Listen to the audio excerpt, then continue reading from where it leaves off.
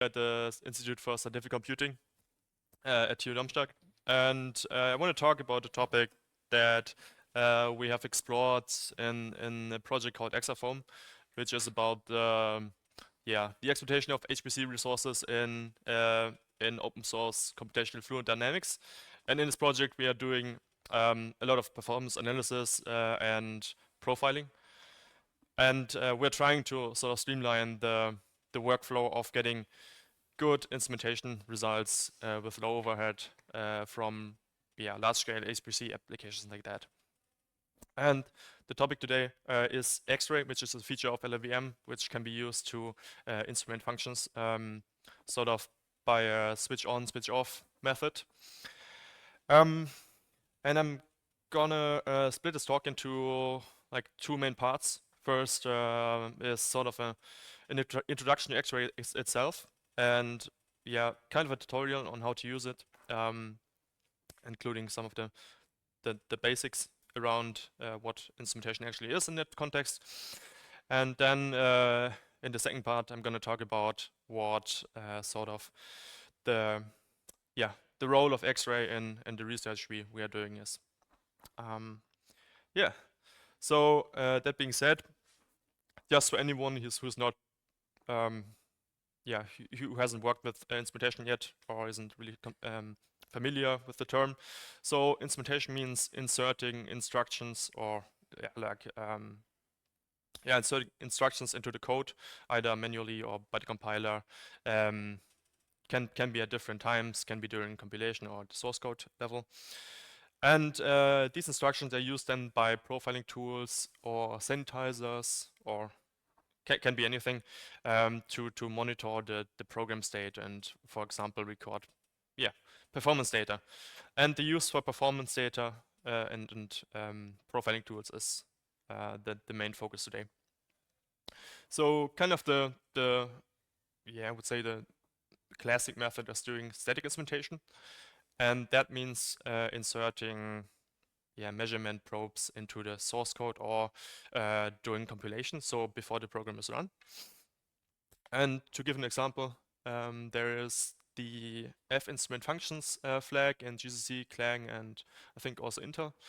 And what it does is it inserts these profiling probes at entry and exit points. So I have some kind of kernel here I want to measure. And if I pass this flag during compilation, then the compiler will insert these two probes, which can then interact with the profiling tool of your choice to record performance data, for example, runtime or other data. And so that is static compilation or static instrumentation, which works at compile time. Lots of widely used tools like SCORP or Tau. Some of you may have used them before. They rely on static compile time instrumentation.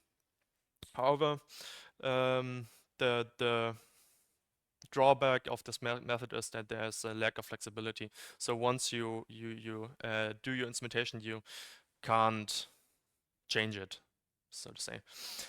But there's also a second type, which is the dynamic instrumentation, which works at runtime instead. And there, the binary is adjusted in memory in order to change what to measure and maybe how much to measure.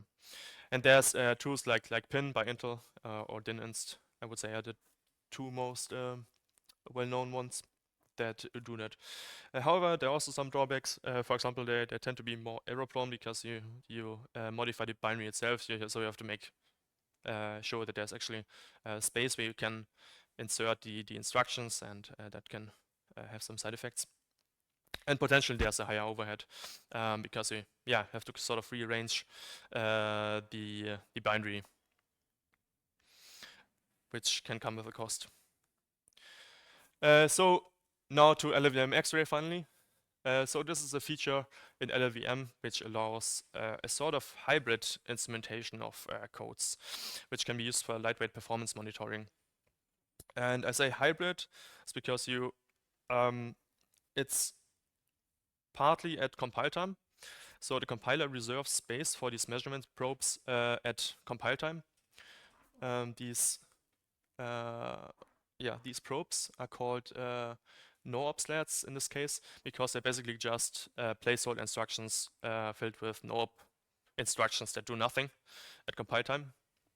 And then at runtime, these no-ops can be replaced with the calls to the profiling handler, which means that it's sort of a hybrid between the two types, because it's decided at compile time where these probes can live, but then at runtime you can dynamically switch them on and off. So here to show it how it looks in a binary. So first there's these are the 11 bytes that are inserted. First there's a jump to the actual function start. So if the profiling is inactive, it will just jump over the next instructions and start at the function start. And these are just a bunch of no-ops which do nothing and can be overwritten.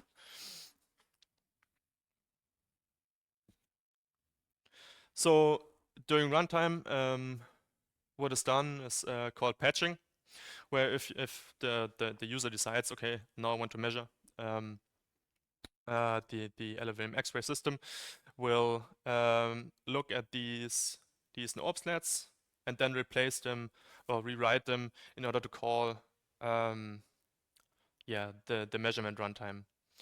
So what is done that each function has a unique function ID, and this is pushed to the stack, not to the stack, is pushed to the register, and then trampoline function is called, which then forwards this sort of function entry event, in this case, to the XRay runtime in order to handle that event. Of course, instead of entry events, it can also be exit events when the function is exited again. So yeah, I want to give an introduction on how to use it actually. So it's really easy, which is a nice thing about XRay. So if you use the Clang compiler, you can just enable it with this XRay instrument flag, and this will then insert the slats and link the required runtime libraries. By default, there's only it will instrument only function with at least 200 instructions or more, or if they contain a loop. But if you want to measure everything, then you can tweak this value with this parameter here. Then during runtime, you can set some of the behavior using this XRay options environment variable. And if you just want to measure your whole application, what you do is set it to XRay mode basic, which is sort of the default mode that just records everything. There's another mode that only uses kind of ring buffer, so only a short amount of the last seconds of the executions are actually recorded. If you don't want to use so much memory, but yeah, this is the basic mode which just records everything. And then patch premain causes XRay to do the patching of all these slats before the main function started. So it will start recording as the main function is called. Of course, there are some more options, so have a look at the XRay documentation if you're interested.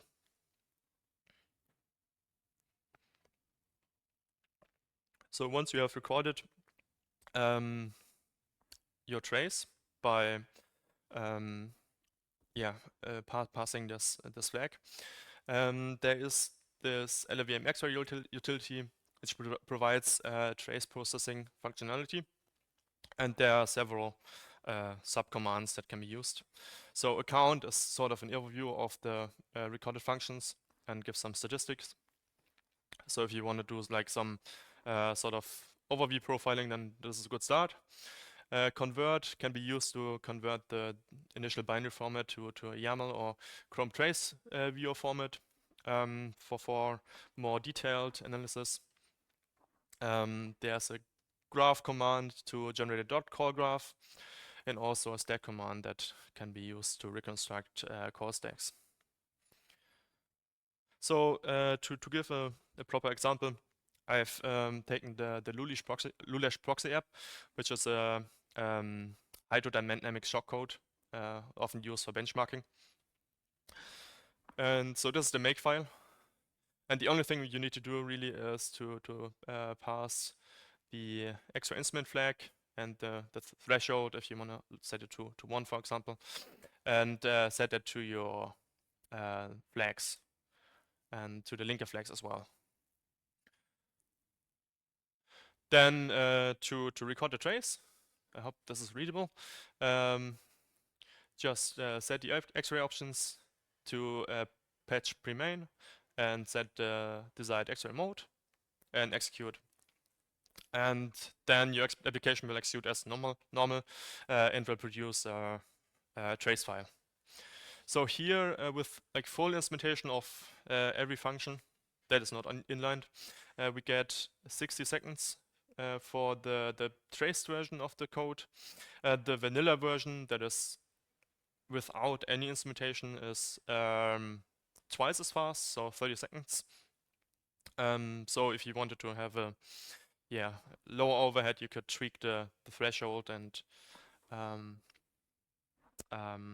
cause only the main functions to record.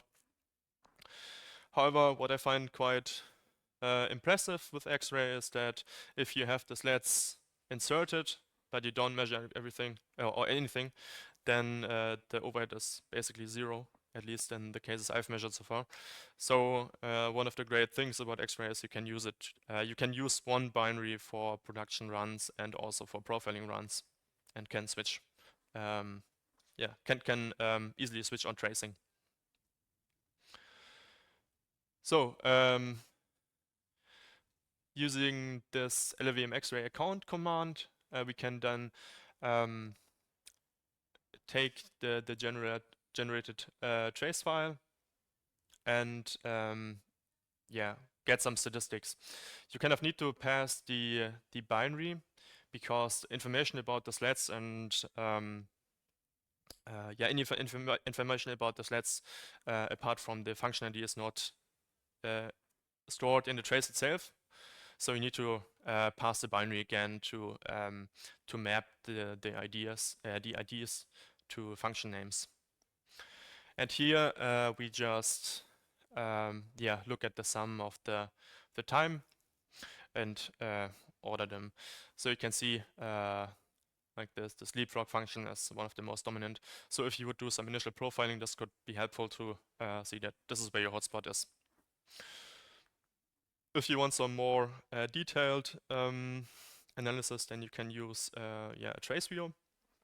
X-ray is compatible with the Chrome trace view, which is kind of cool, which is available in Chrome. If you use this Chrome tracing, it's not a URL, but you know, if you load that, you can load your trace here, and then you can view the whole timeline of function calls. In order to do this, you first need to convert the initial binary format to this trace view format.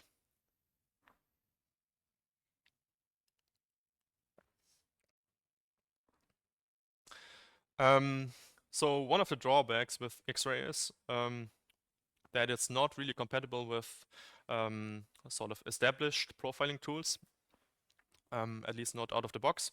So we've done some work on integrating X-ray in an application I call in a project called CAPI, which is used for tailored instrumentation of HPC applications. And I want to talk a little bit about what that project is and also how we use X-ray to sort of streamline the instrumentation process there. So this project is called CAPI for compiler-assisted performance instrumentation. And the idea there is to use static analysis to sort of tailor your instrumentation to the measurement objective. So one problem with instrumentation is that if you just instrument everything, then you typically get very high overheads. So it's kind of necessary to do some adjusting, to do some filtering, and that can be done by using a profile guided approach where you kind of first do a full instrumentation and then reduce your instrumentation. But you can also use static analysis to do that. And that's kind of what CAPI is based on. And this is also true, that's mainly based on Clang LLVM. Uses call graph analysis provided by MetaCG, which is a tool developed by JP.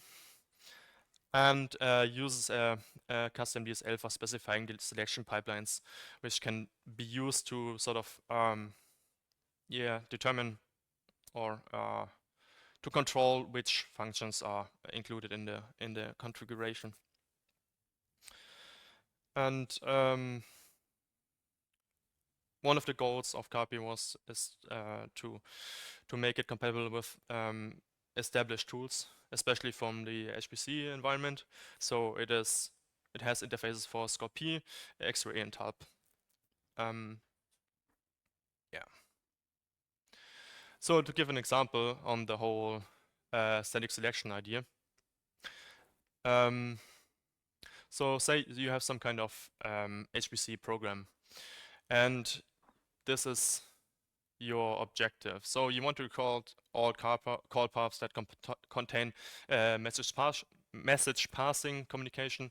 Additionally, you want to measure functions that contain loops with like a certain threshold of operations.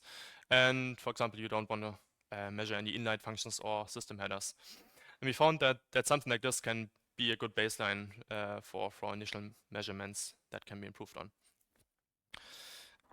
And this can be kind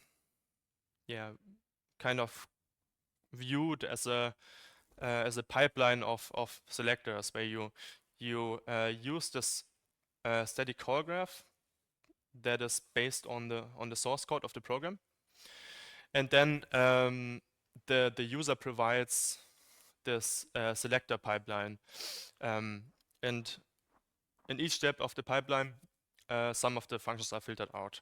So for example here we start with the main function, we find all MPI functions, and then we find the call paths between main and MPI.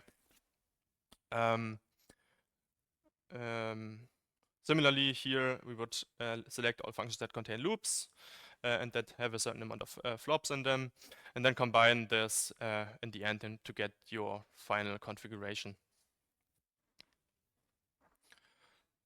And in CAPI there's a DSL to sort of specify this. I won't get into the details on of the syntax.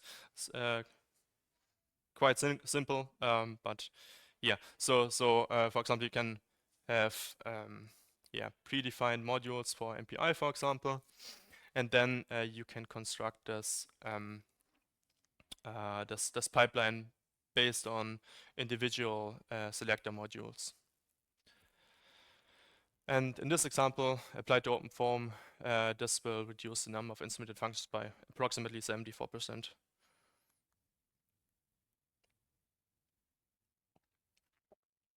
So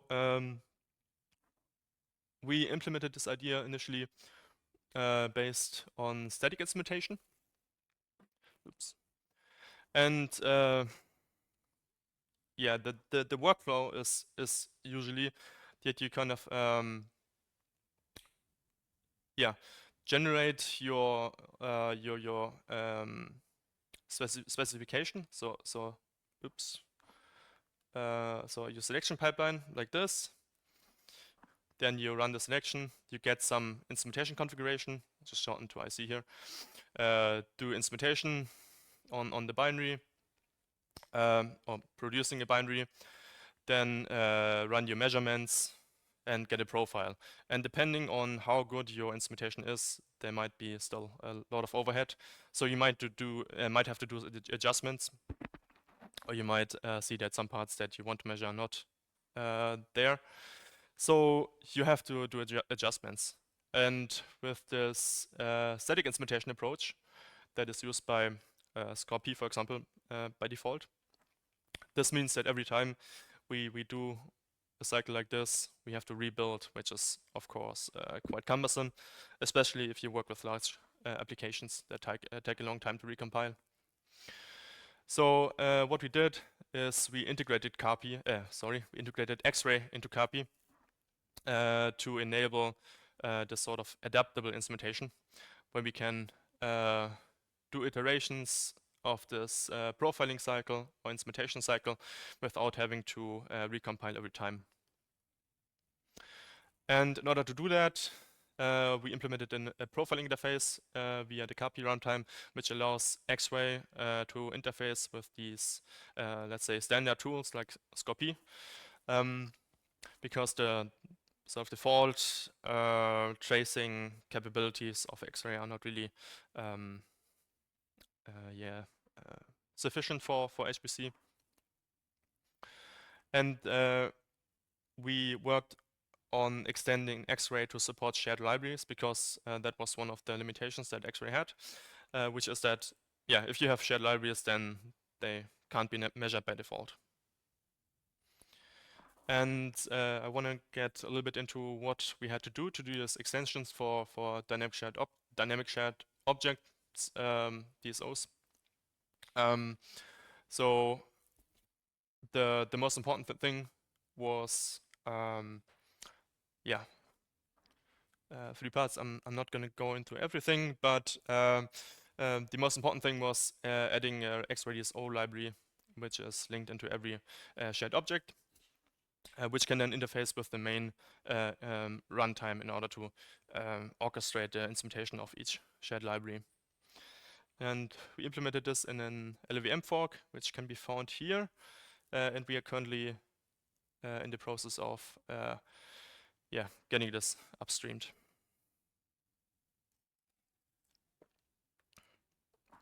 So to kind of illustrate,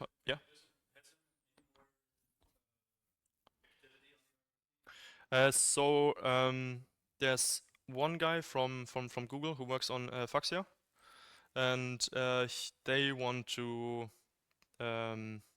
make Fuchsia work with LLVM XRay.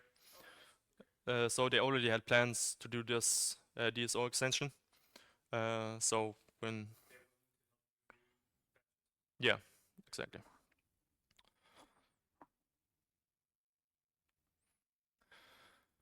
Yeah, so kind of to illustrate on how this works, this is a sort of very simple overview of how a single executable is patched in with XRay. So you have your SLAT data section, which contains all the information of where these no-op slats are, these patchable probes. And then you have your program. And the XRay runtime during startup will patch all of these slats. So loads the SLAT data and then rewrites all of the individual slats. And then during runtime, when the functions are called, some kind of event handler in the runtime is called. And to identify the functions, there's a 32-bit integer that identifies each function. So in order to support these O's, the executable side is pretty much the same. But for each shared library, we have this extra runtime that is here. And what we do here is we register all the slats that are available in the shared library, so that the main runtime is aware of these extra functions that can be patched. So when the shared library is loaded or unloaded, it will tell the main runtime, okay, these are the function IDs that are available, and you can patch them using this ID.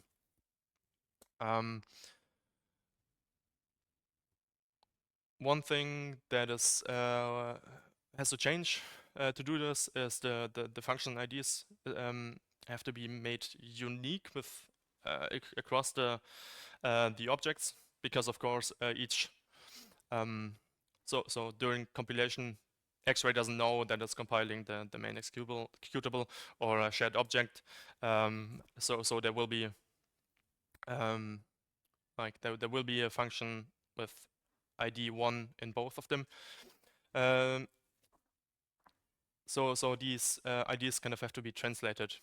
And in order to uniquely identify them, we use this packed function ID layout, where now we use the first 8-bit to identify the object, and then the rest for the function ID itself. And because the main executable is always object ID 0, the function IDs that are used in the main executable are the same as before. So it is backward compatible. Yeah.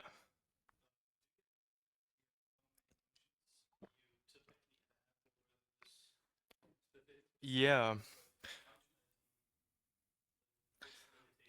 I don't have it in my head, but yeah, there is a limitation. So I checked with OpenFOAM what the max is we use there. I don't have the exact figure, but I think we had like at least 10 times the amount of functions still available. Yeah, so of course it's a practical limit, so you can't have infinite amount of shared objects or functions inside each shared object. But we found that it doesn't really make a difference in practice.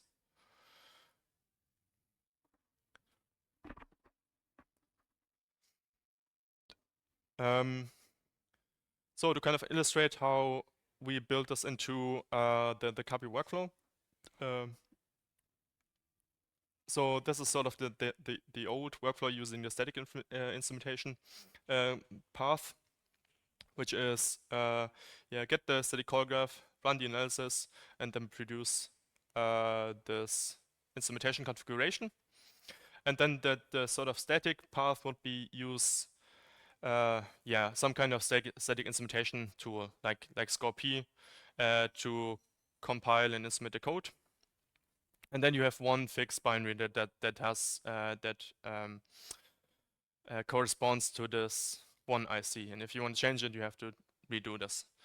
And using XRay, we can just have one generic build, and then pass the instrumentation configuration during runtime to our copy runtime, which can then orchestrate the patching. So we can switch it out. So ScoreP is one target we have, and Talp is another profiling tool we use. To present some overhead results, we tried some different copy configurations and measure the overhead.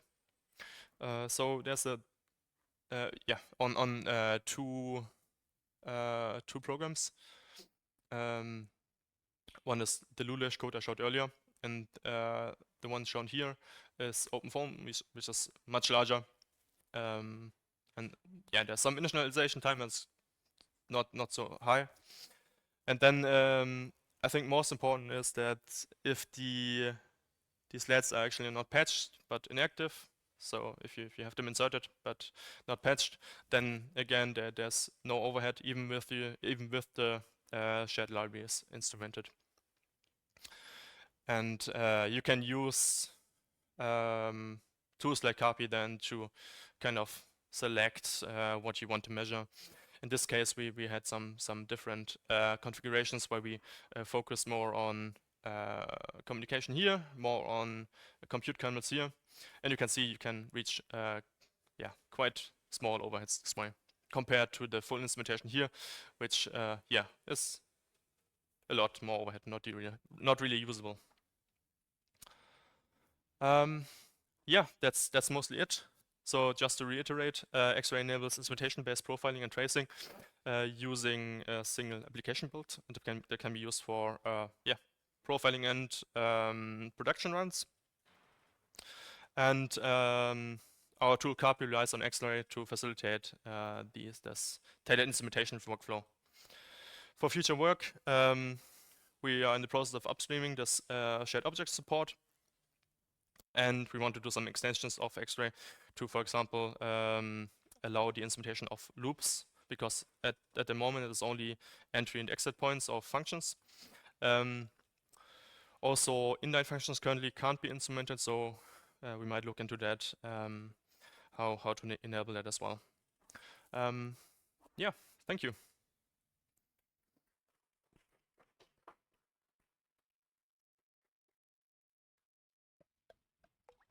You. Yep.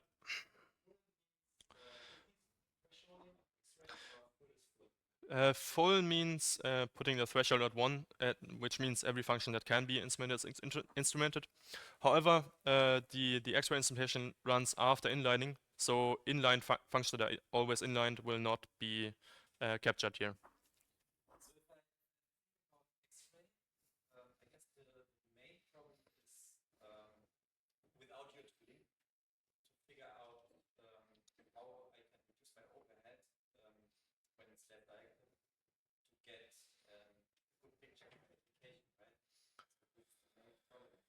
Yeah, I mean you can definitely like tweak the threshold, but yeah. So XRay, in the code base, there's not really any method of how to do this refining and how to reduce the amount of functions. So that's also something which which I think is important to eventually include in the main code base, to at least have a tool that sort of examines the results from a previous run and then I don't know, excludes those which have a very small runtime. Yeah.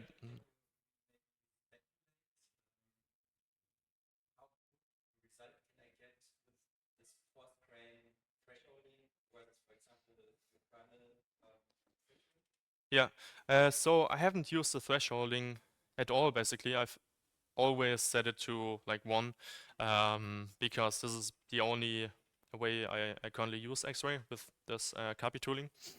So I couldn't really tell you, but I don't think it's very accurate when it comes to functions that are larger than a few instructions, because like if you have a function like a loop, then I don't know, you might have, let's say, 100 instructions or so, maybe, in a small loop, and then that might still be excluded, even though it might be important for the overall performance.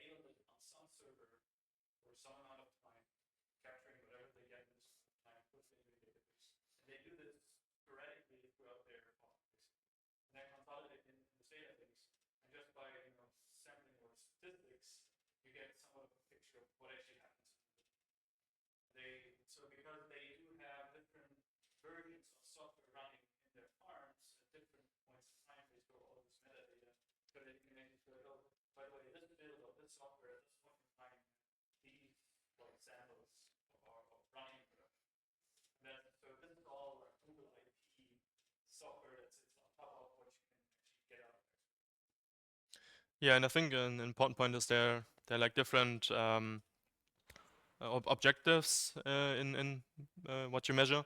So if you want to do like low overhead profiling of a whole application, as you would do, I don't know, if you want to like do real like profiling of some kind of CFD code, then yeah, the toolchain is not really made for that, I think, at the moment. But I think like the basics are there. It's just, needs to do there needs to be some work done to actually implement it for XRay. Yep.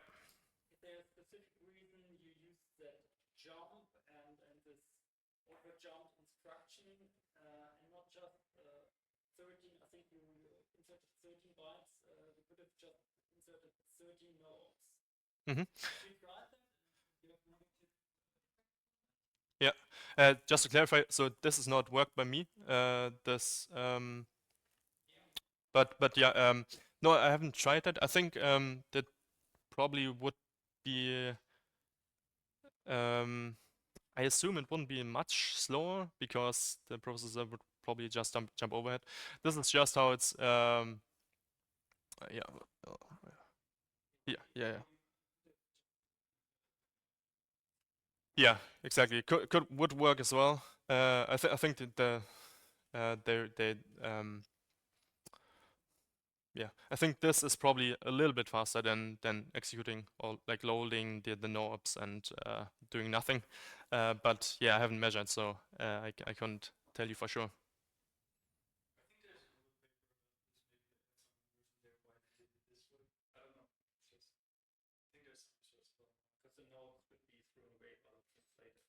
Hmm.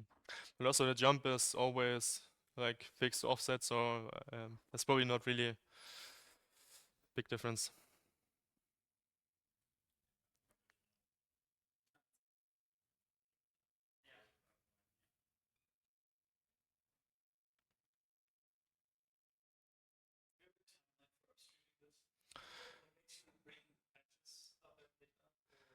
Not a proper time limit. So the first thing I want to do is do it for X 86. Yeah, and currently I have to like make some of the things more like proper for upstreaming. You know, there's some hacking involved at the moment. So that's what I'm currently working on.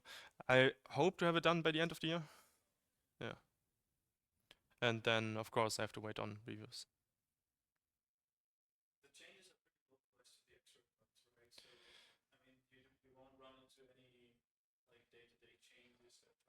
No, it's very localized. The only thing that changes really is the sort of, yeah. I mean, there's a little bit in terms of like linking, but the other stuff is only yeah, in the compiler runtime.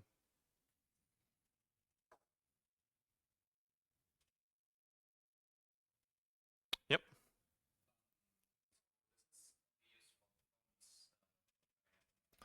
Yes.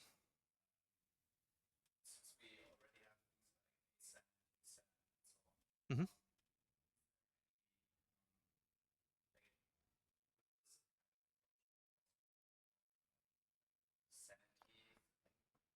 Hmm.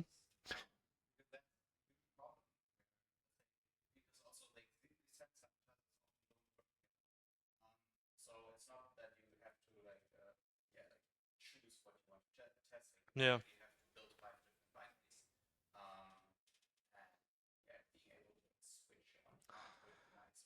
Yeah. I think it's difficult. It might be possible if you have like full binary instrumentation where you can change out everything, but I don't know how possible that is at the binary level, like doing proper sanitizers. Um, the sort of issue here is that I think um, the stuff that let's say T-SAN or A-SAN inserts is not like one probe at the start, one at the end, so you have like uh, little bits of code everywhere strewn throughout the whole function. So it might be hard to reserve space at the right points, and then also they might probably the binary size would increase a lot. So I'm not sure if it's really practical. I think it would probably be possible in some way. Um, but yeah, I think it's probably impractical.